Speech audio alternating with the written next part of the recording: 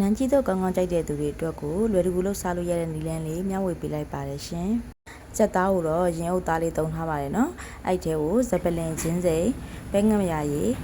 ပဇွန်လုံးငံပြရည်နဲ့ဟင်းခမ်းမုံလေးထည့်ပြီးတော့မှကြက်သားလေးနူးဤလာအောင်ပြုတ်ထားပေးလိုက်ပါတယ်ရှင်။ပြီးတော့ငဖဲကိုလည်းစားစနွင်းချိုမုံ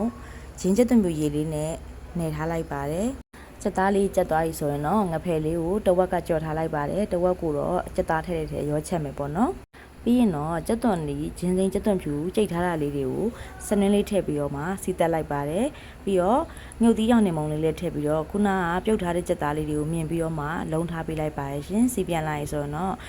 ကြံတဲ့ငဖဲတဝက်ကိုလည်းလုံးသေးသေးလေးလုံးပြီးတော့မှအနှစ်ကလေးလှုပ်ထားပေးလိုက်ပါတယ်ရှင်အနှစ်ဆွဆွလေးကြိုက်တာမို့လို့အနှစ်ကိုအရေးလေးနဲ့ချက်ထားပါတယ်ကဲစားတုပ်လိုက်ကြရအောင်နော်နန်းကြီးဘက်လေးတွေကိုရင်လေးဖြောထားပြီးတော့မှအိုက်ထဲကိုခုနချက်ထားတဲ့အနှစ်ကလေးတွေထည့်လိုက်ပါတယ်ပဲမုံကြက်ကလေးရယ်ကြက်သွန်ပြူစီချက်လေးရယ်စီအနီလေးရယ်ငုတ်သီးအလော်မုံလေးရယ်ကြက်သားမုံလေးရယ်ကိုထည့်ထားပါတယ်ရှင်လေးနည်းနည်းကိုလည်းထည့်ပြီးတော့မှ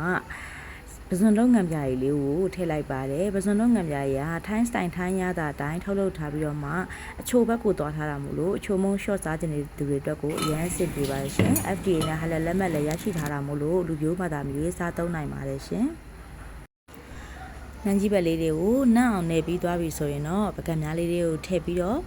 အပေါ်ကနေကိုစားခြင်းတဲ့ပစ္စည်းလေးတွေထည့်ထားပါတယ်နန်းမင်းကလူတိုင်းမကြိုက်လို့တခါလေးထည့်မနေပါဘူးเนาะအခုဆိုရင်တော့အရန်ကိုစားလို့ကောင်းတယ်လွယ်ကူရိုးရှင်းတဲ့နန်းကြီးတုပ်လေးရပါပြီရှင်